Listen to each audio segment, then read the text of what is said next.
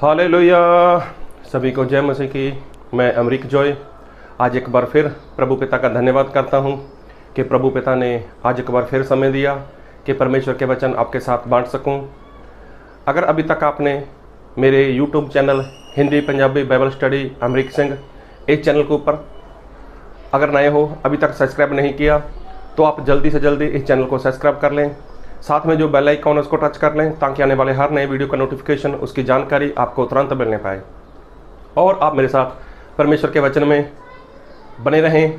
क्योंकि आज मैं जो आपसे वचन से बात करने वाला हूं, तो मैं पहले से बता देना चाहता हूं, पहले से बोल देना चाहता हूं कि ये वचन सभी को हजम नहीं होने वाला। जी हाँ, क्योंकि परमेश्वर ने जो वचन दिया है ना, ये वचन सिर्फ और सिर्फ मसीही लोगों के लिए हैं, अन्य जाति लोगों के लिए, गैर जाति लोगों के लिए नहीं है। लेकिन प्रभु यीशु ने इंसान को पसंद किया है। संसार में से, इस जगत में से परमेश्वर ने इंसान को पसंद किया है, उनको अलग किया है। तो किस लिए अलग किया? ताकि परमेश्वर अपना वचन उनको दे सके और वो परमेश्वर को सम्मान दे सके परमेश्वर का वचन मानकर। और जब ऐसा इंसान करेगा, तब जब इंसान परमेश्वर के वचन को मानेगा, तब वो परमेश्वर की एक खास प्रजा बन जाती है।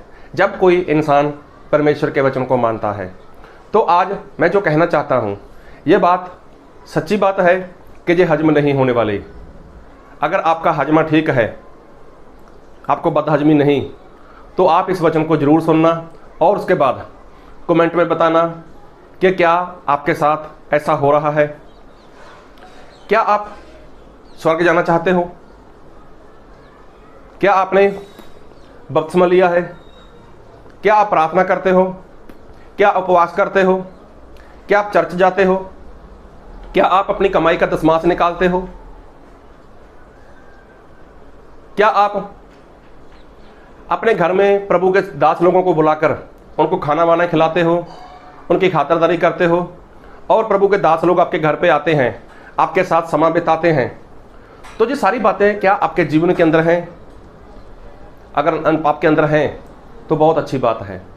अगर प्रभु का दास आपके घर पे आता है, आपके साथ बैठकर बात करता है, आपको परमेश्वर के वचन सिखाते हैं, तो आपके लिए बहुत अच्छी बात है। क्या आप ऐसा कर कर स्वर्ग जाओगे? नहीं, ऐसा कर कर इंसान स्वर्ग नहीं जाएगा। लेकिन स्वर्ग कैसे जाएगा और स्वर्ग जाने के लिए क्या करना पड़ेगा? परमेश्वर ने बाइबल जो लिख कर दिया है, तो वो इसीलिए लिख कर दिया है, इसीलिए दिया है ताकि इंसान परमेश्वर के वचन को मान सके, ताकि इंसान परमेश्वर के वचन के ऊपर विश्वास कर सके। और बाइबल में लिखा है कि जो दुष्ट लोग हैं, दुष्ट लोग, वो स्वर्ग में नहीं जाने वाले। तो दुष्ट किसको बोलते हैं? दुष्ट परमेश्वर किसको बोलता है? तो थोड़ा पूरे विश्वास के साथ बैठना और पूरी हिम्मत के साथ इस बात को सुनना कि ये दुष्टता आपके अंदर तो नहीं। तो मैं बाइबल से ही वो वचन पढ़ूंगा और मैं पढ़ूंगा भजन संहिता जबूर उसका 37 अध्याय 37 उसका 21 वचन। दुष्ट रन लेता है और भरता नहीं, परंतु धर्मी अनुग्रह करके दान देता है। अब लिखा है कि जो दुष्ट जन है वो उधार लेता है। दुष्ट जन वो उधार लेता है, वो कर्ज लेता है और उसको चुकाता नहीं। तो सबसे पहली बात कि जो दुष्ट है वो क्या करता है? वो उधार लेता है। तो पहले परमेश्वर यही कहते हैं कि दुष्ट ऋण मतलब कर्ज लेता है और भरता नहीं। अब देखो, बहुत से ऐसे लोग हैं कि जिनके ऊपर कर्ज है लोगों के ऊपर, लेकिन आगे लिखा है वो भरता नहीं। लेकिन सबसे पहली बात, कई लोग तो ऐसा है कि वो लोग इसकी इंस्टॉलमेंट कर लेते हैं, EMI कर लेते हैं।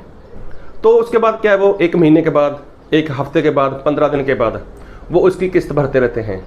तो कई बार लोगों को ऐसा लगता है, अरे हम तो भरते हैं ना, हमने तो EMI पे लिया हुआ है, हमने तो कर्ज पे लिया हुआ है, हमने तो लोन पे लिया हुआ है तो हम ऐसा कर सकते हैं। लेकिन बाइबल में लिखा है कि जो दुष्ट है वो ऐसा करता है, वो कर्ज लेता है। अब तो आप लोगों ने देखा है कि जब कोई त्यौहार आता है, त्यौहार के आसपास लोग उसकी ऐड देते हैं, फलानी दुकान है, वहाँ पर ऐसा है, आप कुछ भी फर्नीचर खरीदो, कुछ भी घर का सामान खरीदो, किचन का सामान खरीदो, आप गाड़ी खरीद सकते हो, आप मोटरसाइकिल खरीद सकते हो, कुछ भी।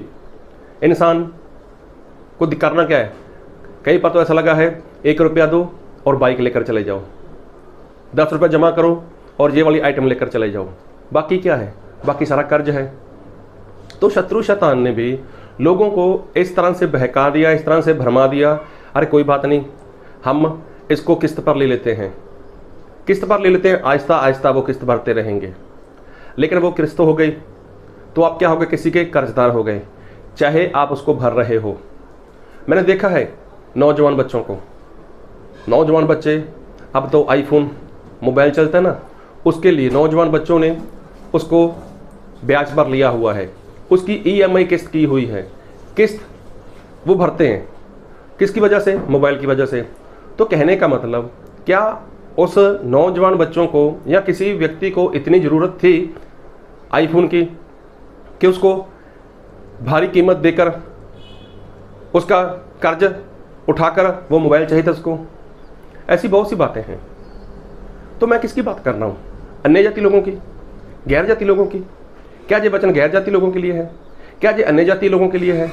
बहुत से ऐसे लोग हैं कि वो लोग बाइक लेकर आएंगे, फिर 2 साल, 2.5 साल, 3 साल के लिए वो क्या करेंगे? वो यही काम करेंगे, उसकी किस्त भरते रहेंगे। कोई भी चीज़ खरीद लेगा घर के लिए, वो किस्त भरेंगे।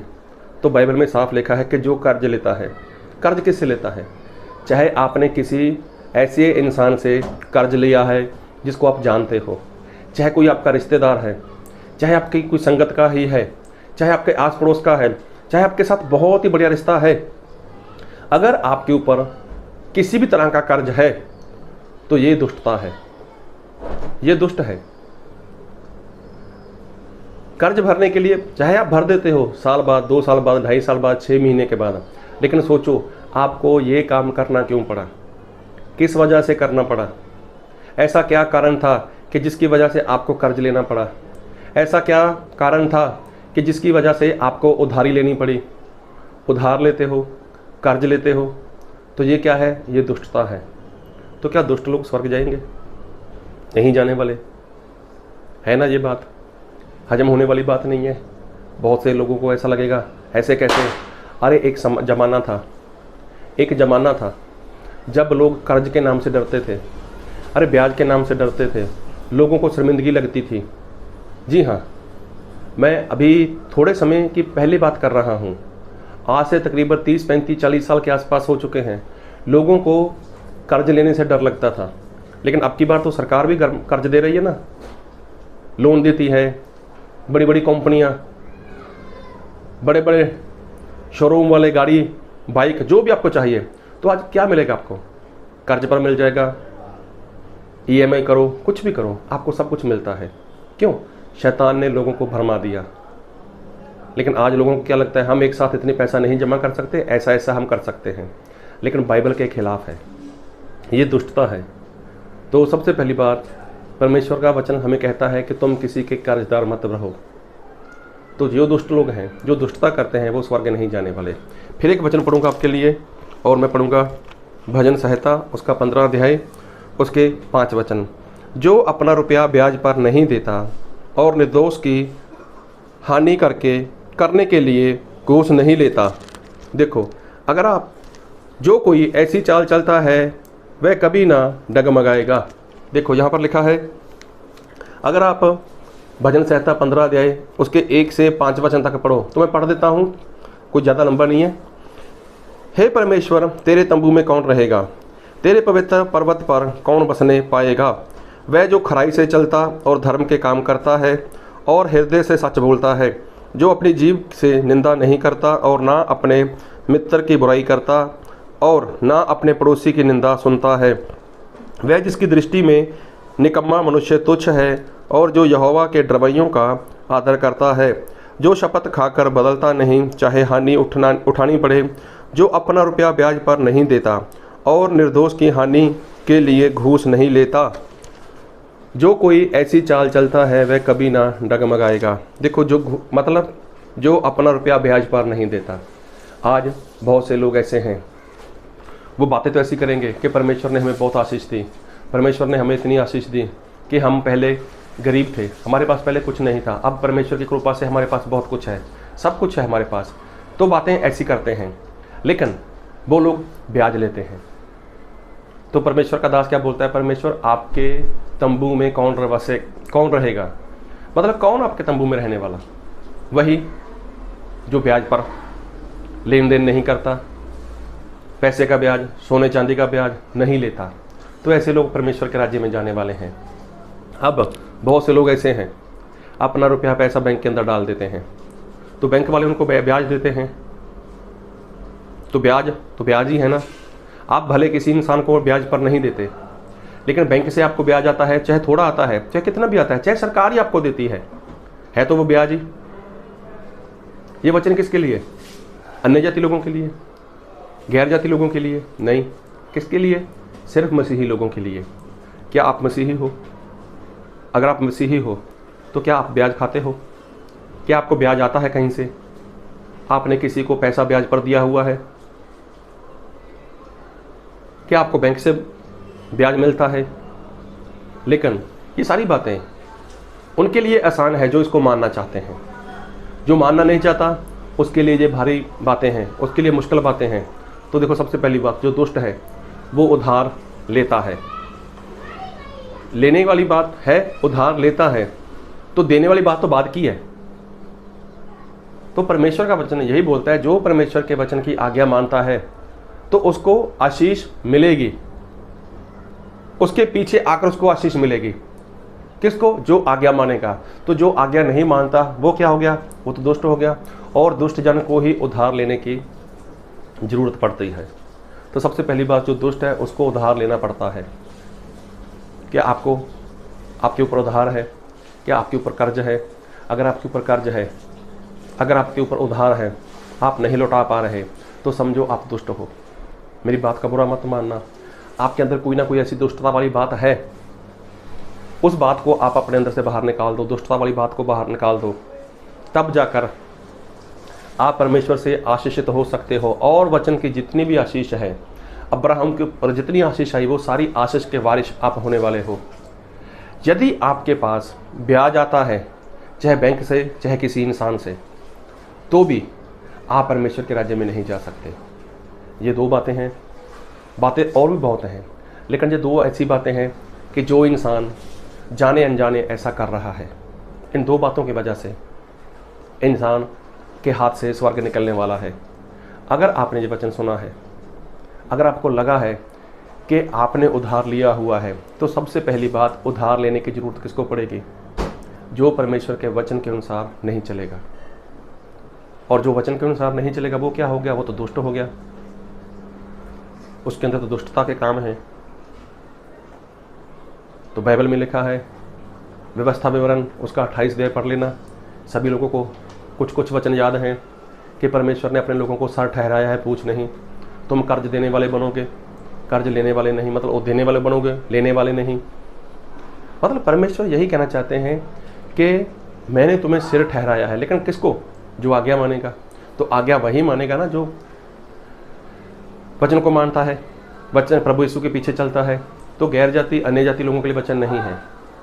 तो क्या आपको ये वचन सुनकर आपको लगा कुछ कि हाँ, आपके अंदर आपको सुधार लाना चाहिए, जो दुष्टता वाली बातें हैं उसको बाहर निकालना चाहिए?